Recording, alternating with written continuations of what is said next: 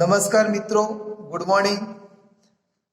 હવે આપણે બી નંબર કે સામાન્ય અવયવ મેળવીને અવયવ પાડો।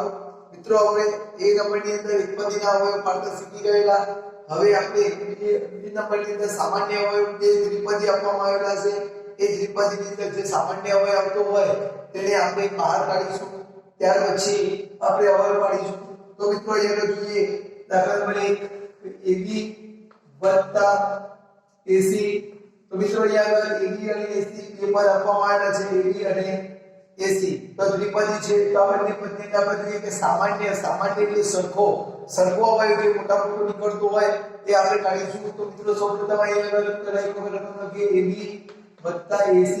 તો AB અને AC ની અંદર A અને A તો બંને પદની અંદર A આવે છે મિત્રો, એ સામાન્ય એટલે સરખું છે તો આપણે AB બહાર કાઢીશું। ત્યાર પછી B જે પણ આગળ નથી, C જે પણ નથી તો હવે આપણે A અને B નો ગુણાકાર કરીશું। A અને B એટલે કે AB થયા વત્તા હવે આપણે AC કરવાના છે, A તો છે સામાન્ય, હવે A નો C સાથે ગુણાકાર કરીએ એટલે કે AC।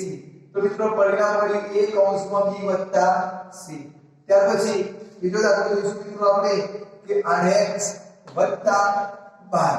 તો મિત્રો અહીંયા જોઈએ કે 8 ની અંદર તો 8 ના અવયવ મોટા મોટા અવયવ પડે છે, 4 2 8। બીજી રીતે 5 ના અવયવ પડે કે 4 3 12। તો મિત્રો અહીંયા સમજવા માટે આપણે બધું માત્ર ખાલી અહીંયા જોઈએ 8x અને 12 ની અંદર સામાન્ય અવયવ મોટા મોટો બંનેની અંદર સામાન્ય એટલે સરખો જે અવયવ 4 આવે છે, તો સરખો જે અવયવ આવતો હોય એને આપણે બહાર કાઢવાનો છે મિત્રો। તો બંનેની અંદર સામાન્ય અવયવ આવશે 4, અહીં x છે પણ અહીં આગળ છે ને એટલે કાઢી શકાય નહીં। હવે આપણે 8x કરવાના છે તો 4 નો ગુણાકાર 2 સાથે કરીએ કે 4 2 8 અને x ના x 4 2 8 અને x એટલે કે 8x થઈ ગયા વત્તા હવે બહાર કરવાના છે તો 4 નો બહાર કાઢ્યા હવે આપણે 3 કે 4 3 5। તો મિત્રો અહીંયા પરિણામ મળ્યું 4 કૌંસમાં 2x વત્તા 3। ત્યાર પછી ત્રીજો અવયવ જોઈશું મિત્રો આપણે કે 3x -9। તો મિત્રો અહીંયા રકમ લખીશું 3x -9। તો 3 ના અવયવો જોઈએ સામાન્ય તો 3 એકા 3 અને 9 છે તો 3 3 9। તો બંનેની અંદર સામાન્ય અવયવ સામાન્ય એટલે સરખો 3 અવયવ આવે છે, 3 એકા 3 3 3 9 બંનેમાં 3 3। તો મિત્રો બંનેની અંદર સામાન્ય અવયવ નીકળે છે 3, અહીં x છે પણ અહીં આગળ છે નહીં તો આપણે કાઢી શકીએ નહીં। તો હવે 3x કરવાનું છે, 3 એકા 3 અને x એટલે કે 3 એકા 3x માઈનસ ત્યાર પછી હવે આપણે 9 કરવાના છે તો 3 3 9। તો મિત્રો 3 કૌંસમાં x - 3 એ આપણે અવયવ આવ્યા। ત્યાર પછી 4 નંબર જોઈશું આપણે x ની 3 ઘાત વત્તા x। મિત્રો અહીં x ની 3 ઘાત વત્તા x આ બંને પદની અંદર આપણને x એ x છે અહીં પણ x છે, બંનેની અંદર સામાન્ય અવયવ તરીકે x આવે બહાર, પરંતુ અહીંયા x ની 3 ઘાત છે અને અહીંયા આગળ 1 ઘાત છે તો વધુમાં વધુ આપણે માત્ર એક જ ઘાત બહાર કાઢી શકીએ એટલે કે x। ત્યાર પછી હવે x ની 3 ઘાત કરવા જોઈએ તો x, હવે x ની 2 ઘાત લઈએ તો x એટલે x ની 2 ઘાત બરાબર x ની 3 ઘાત નો શેર ગુણાકાર વત્તા હવે x તો મિત્રો એક હતો તો એક x તો આપણે બહાર કાઢી દીધો છે એટલે આજે તો કશું વધતું નથી તો આપણે લખીએ 1 એટલે x ની 2 ઘાત એટલે x ની કુલ 3 ઘાત વત્તા વત્તા વત્તા x એકા x। ત્યાર પછી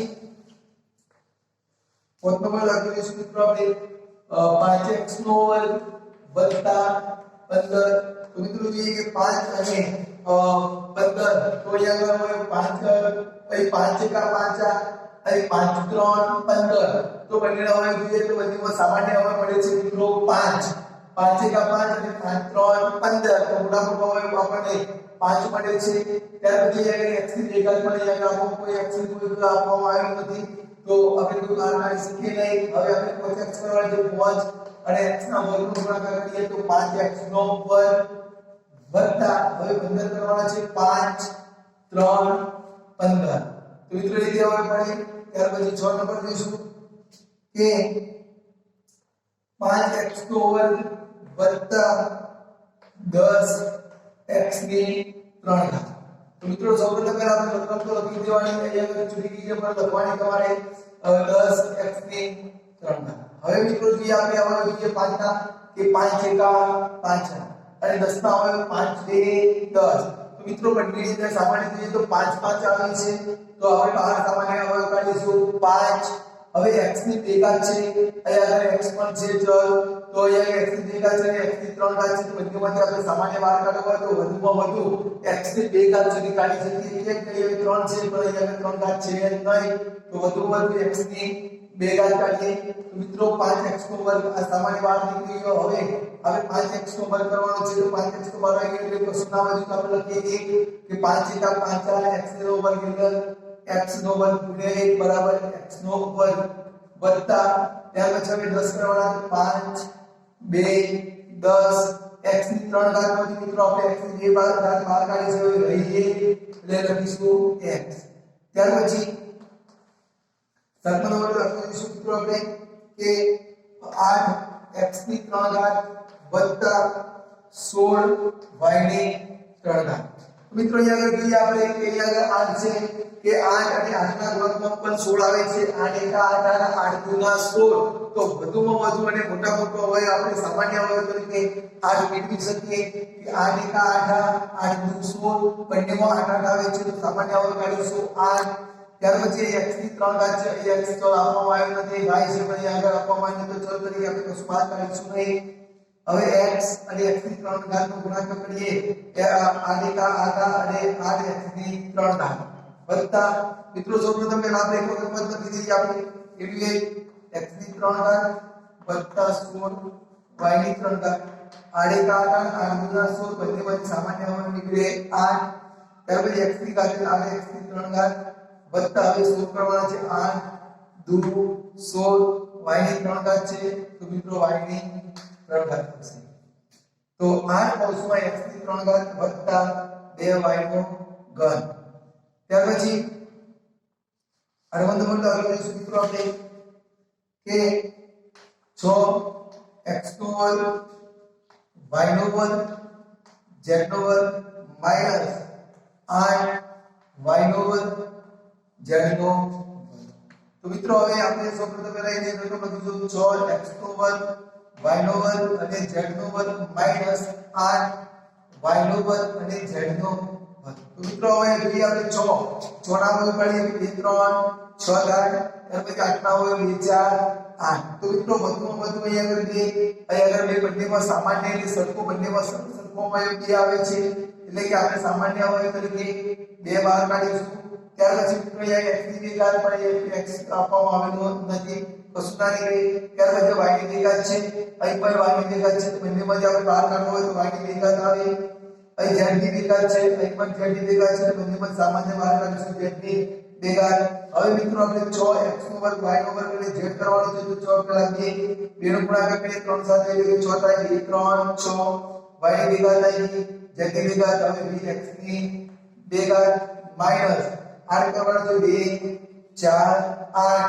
હવે y ની 2 ઘાત બહાર કાઢી દીધી છે, z ની 2 ઘાત પણ કાઢી દીધી, કશું ના વધ્યું, કૌંસ પૂરું. તો મિત્રો આ રીતે આપણે ત્રિપદીના અવયવ પાડવાના છે. ત્યાર પછી હજુ વધુ ઉદાહરણો જોઈએ આપણે.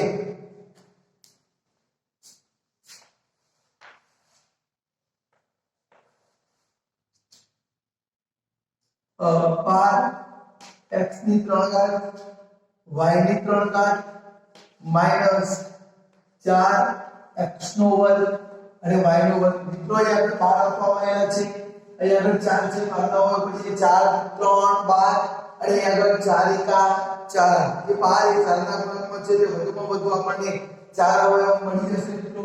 તો પહેલા નંબર લખીએ 5 x ની 3 ઘાત y ની 3 ઘાત માઈનસ 4x નો વર્ગ અને y ની 2 ઘાત. તો મિત્રો 12 ના 4 3 12 અને 4 એકા 4. તો બંનેમાં સામાન્ય અવયવ આવે